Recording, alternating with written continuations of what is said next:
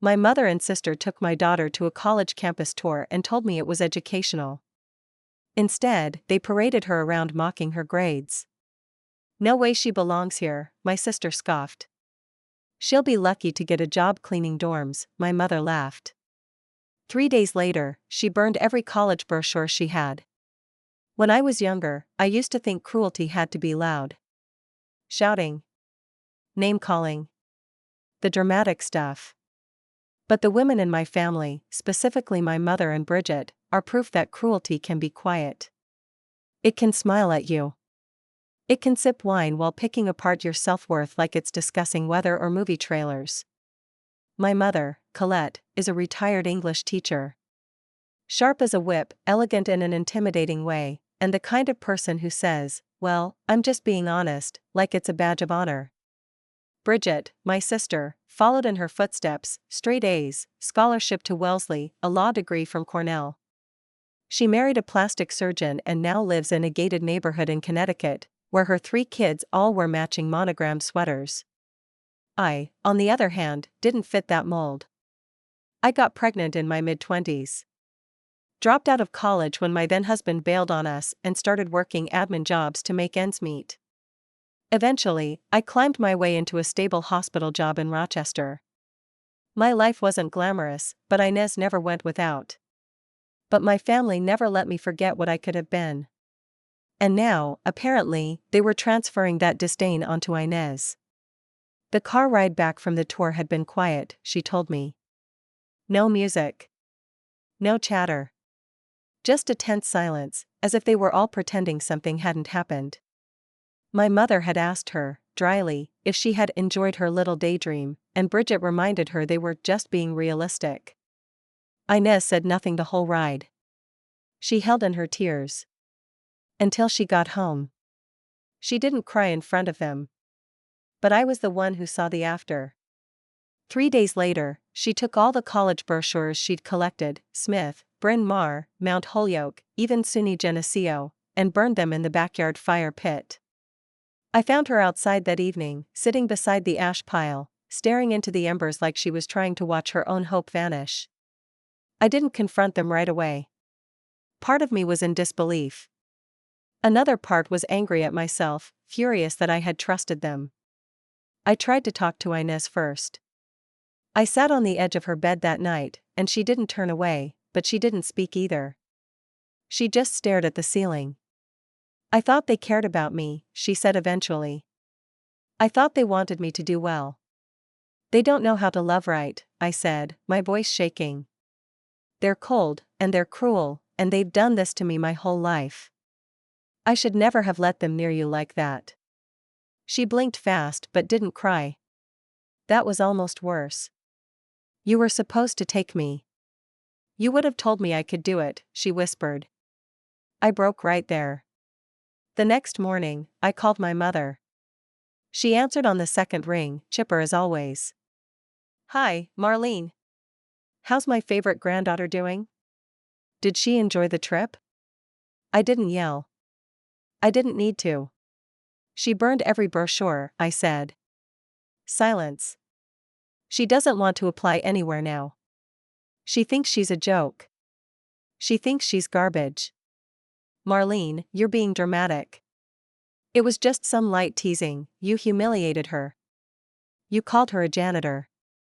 In front of strangers. I was making a point. College isn't for everyone. That was it for me. You don't get to be in her life anymore, I said. If you see her again, it won't be because I allowed it. She scoffed. That's absurd. Bridget and you humiliated a child, I snapped. Your grandchild. You turned a moment of hope into a nightmare. I hung up. I haven't spoken to her since. Inez didn't magically bounce back. It took time. She started therapy. I joined her for a few sessions. We talked about shame, disappointment, and pressure. She slowly started drawing again, first doodles, then small illustrations with captions that made me cry from their depth. She didn't reprint the brochures. But she's thinking about a gap year now. Maybe working at the bookstore. Maybe building her art portfolio. She's not done dreaming. And I won't let anyone take that from her again. Inez didn't want to go back to school that Monday. I called into work and kept her home. She wasn't sick, not in the way schools needed a note for, but I told the office she had a stomach bug. In a way, she did. A soul-sick kind of heaviness. The kind that you don't treat with rest and fluids. The kind that clings to your bones. She stayed curled up on the couch for most of the morning, blanket up to her chin, watching old episodes of the Great British Bake Off. She wasn't really watching though. Just staring in the direction of the TV. I tried not to hover, but it's hard not to when your child's light has dimmed. Later that afternoon, she asked if I could sit with her. Not talk, just sit. So I did. She leaned against me, and after a while, her voice came quietly. They laughed, Mom. They actually laughed. I know, I whispered. And I'm so sorry. I don't get it. What did I do wrong? You didn't do anything wrong. That's the worst part. I could feel her breath hitch, just slightly, like she was trying not to cry again. My strong, big-hearted girl, brought to her knees by women who should have built her up. The fallout wasn't immediate with the rest of the family. But silence speaks its own language. Bridget texted me once a few days later. Inez seemed off after the trip. I hope she's okay. Mom thinks you misunderstood what happened. I didn't respond. Then came a message from my cousin Mallory. Hey, I heard there was drama after the campus visit? Your mom's been telling everyone Inez had a breakdown because she realized she wasn't college material and blamed them for it, and just like that, the script was being rewritten.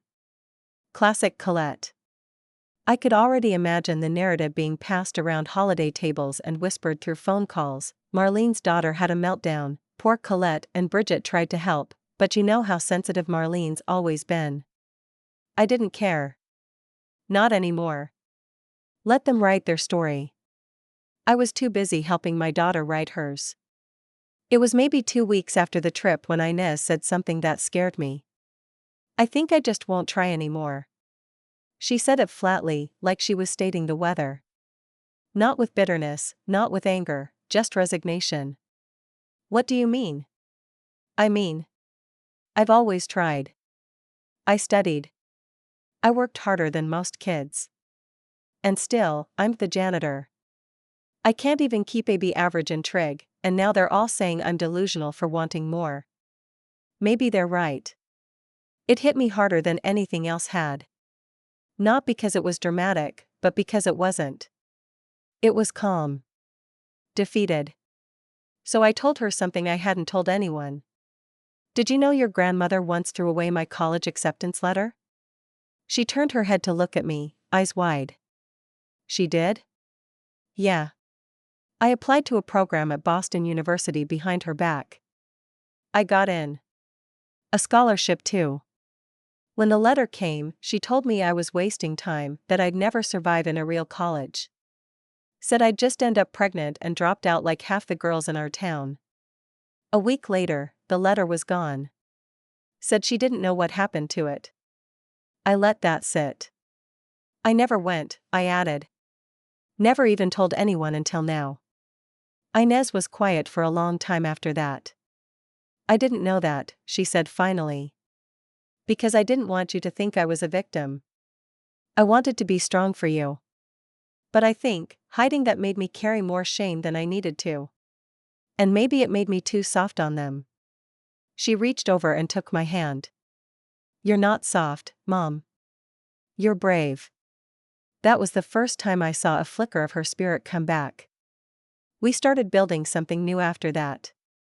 Nothing fancy, just small, quiet repairs. We found a local art group that met twice a month in the basement of a library. A mix of older women, college kids, and a couple of high schoolers.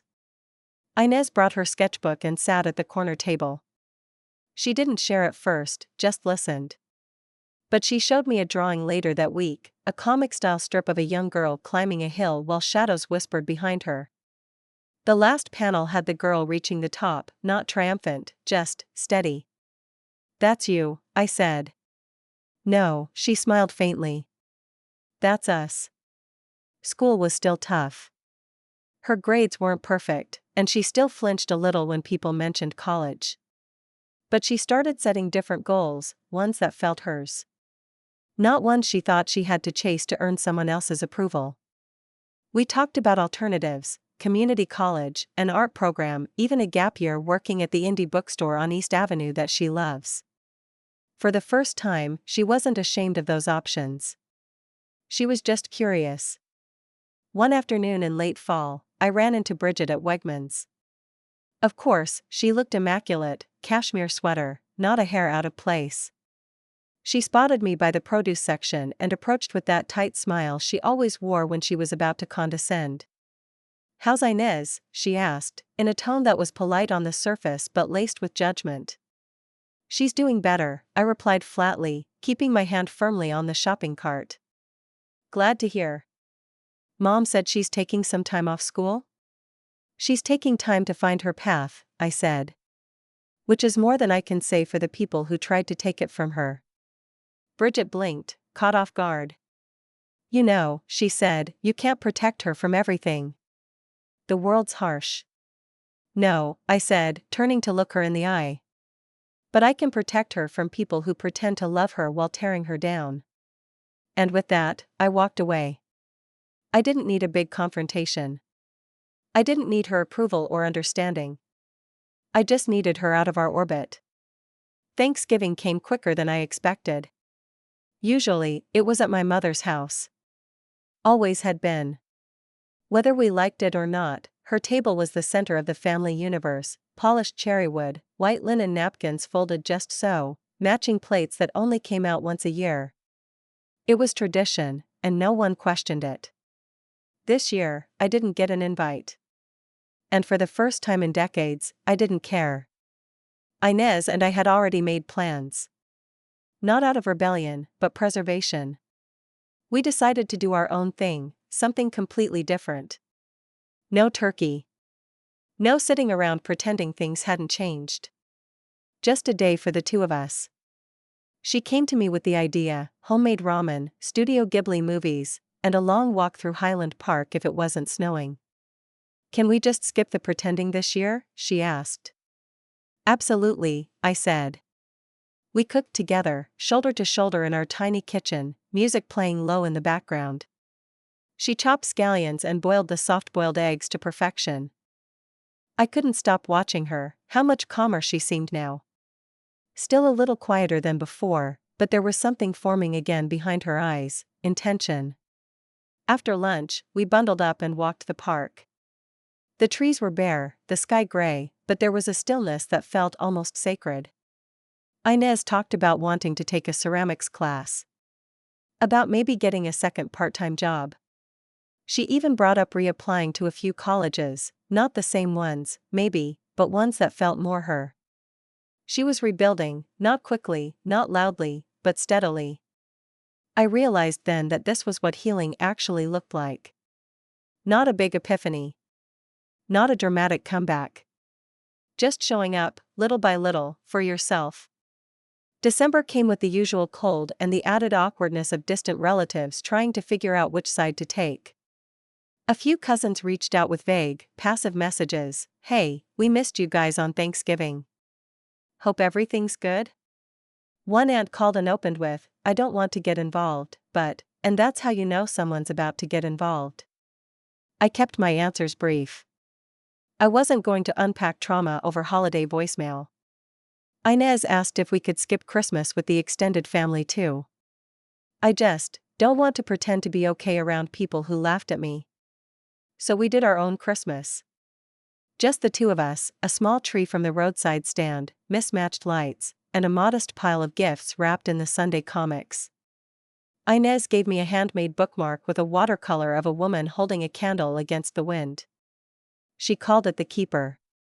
"I thought it looked like you," she said. "You kept the light going even when I couldn't." I cried. I'm not even going to lie about it. The following month, she finally showed me her college list again. Not the old one with the elite names and pressure and polished brochures, but a new one. Her list. There were community colleges, art institutes, and even a gap-year volunteer program teaching literacy through AmeriCorps. She was more curious than committed yet, but there was no defeat in her voice this time, just exploration. "This time, I want to apply for me," she said. "And that's all that matters," I told her. Meanwhile, I was going through my own quiet shift. For years, I had kept my mother and sister at arm's length, never close, never entirely cut off. I thought I needed to keep the peace for the sake of family. But after what happened with Inez, I saw it differently. Peace isn't something you owe people who break your spirit. I started unsubscribing from the unspoken rules of our family. Didn't RSVP to birthdays. Didn't return guilt-laced texts. When Bridget sent a photo of her kids at their school winter concert, I didn't respond. I didn't want to pretend anymore. I'd chosen my daughter. Fully. Finally. One rainy afternoon in February, Inez came home holding a small stack of library books. She'd picked up a memoir on women in tech, a book on creative journaling, and something else, a dog-eared SAT study guide. "I thought you said you weren't doing standardized tests?" I asked. "I'm not sure yet," she shrugged. "But I want to see how far I can get if I try again. Just for me." I didn't say anything. Just smiled. That was enough. Later that evening, I caught her in the living room, headphones in, sketching while mouthing the words to a song I couldn't hear. Her feet moved a little to the beat. Her shoulders swayed. It was the closest she'd come to dancing in months. By spring, Inez was fully in motion again. She was still at the bookstore, now shelving and managing their social media on weekends. She signed up for that ceramics class she mentioned months ago. And every few weeks, another college envelope would arrive in the mail, some small, some state schools, one from a quirky liberal arts program in Vermont that focused on interdisciplinary studies. No Ivy Leagues, no Seven Sisters. Just places that felt like her speed. I never pushed her. I just watched, amazed. One evening, she came into the kitchen holding her phone like it might burn her fingers. "I got accepted," she said. "To Hampshire." "Wait, the Hampshire College?" I blinked. "Northampton?" She nodded slowly. "Yeah, kind of ironic, right? Because it was right there. A few blocks from Smith College, the one she had once dreamed about, before my mother and sister turned that dream into ashes." "I'm not saying yes yet," she added. "But they read my essay. They want me. Even with my messy grades." I felt a familiar lump rise in my throat. I reached out and hugged her, holding on just a little longer than usual. "I'm proud of you," I said. "So proud." She whispered, "Thank you for still believing in me." Around that same time, I got a text from my cousin Mallory again. "Heads up, Aunt Colette's 70th is next month. Big party. Bridget's organizing. It's going to be huge. You're on the invite list." I laughed. Not because it was funny, but because of the absurdity. A few days later, a formal card arrived. Thick paper, gold lettering. Colette Harper's 70th birthday gala. RSVP requested. Formal attire. Black tie optional. Catered dinner. Wine service. A celebration of legacy. Legacy. I didn't intend to go. Not at first. I set the envelope aside, rolled my eyes, and went about my life. But later that night, Inez found it on the table. "What's this?" I told her. She stood still for a moment, then said something I didn't expect. "I think we should go." I looked up, startled. "Why?" "I want them to see me." And in that moment, I understood. She wasn't looking for validation. She was ready to walk into a room full of the people who tried to shrink her, just to prove, if only to herself, that she was no longer small. So we went. We didn't buy expensive dresses. We wore what we had, simple, elegant, classic. Inez wore a soft forest green wrap dress with a pendant she made in her ceramics class. Her hair was in a low twist. No makeup except for mascara and a touch of gloss. She looked radiant. The event was being held at a rented banquet hall in Pittsford. Fancy, but cold. The kind of place where people air kiss and talk about renovations. We walked in and were met with the usual flickers of surprise. Some polite nods. Some side eyes. Bridget spotted us first. She was at the bar, holding a glass of champagne. Her expression faltered just a beat before slipping into a tight smile. "Wow, look who showed up," she said. "Nice to see you too," Inez replied, calm and clear. Bridget looked her up and down. "You look different." "Yeah," Inez said. "It's amazing what happens when people stop trying to make you feel small." Bridget blinked. Then tried to laugh, as if it were all still a game. My mother saw us next. She was holding court near the cake, her usual group of admirers surrounding her. Her eyes widened. She didn't approach us. We didn't approach her either. Instead, we found a table near the back, and slowly, a few cousins filtered over. Mallory was first. She gave Inez a long hug. "You look amazing," she whispered. "And I read your essay. It was floating around the family group chat before your mom left it. It was beautiful." Inez gave me a sidelong glance. "Wait. What?" "Yeah. I think Bridget or your grandma forwarded it around to mock it or something, but the funny thing is, a bunch of people liked it." Inez blinked. "Wait, seriously?" "Oh yeah. I saved a copy. One of the best things I've read from anyone in the family.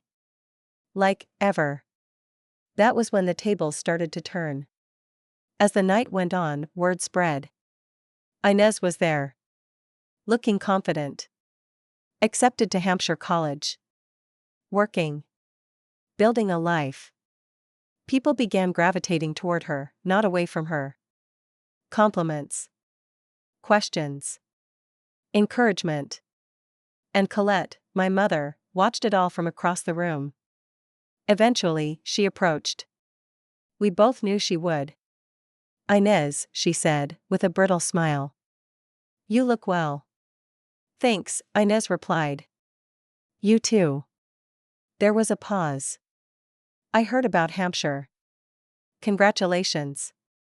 That's impressive." "Thank you." Another pause. She turned to me. "Marlene. I assume you had something to do with this," she said, tone unreadable. I smiled.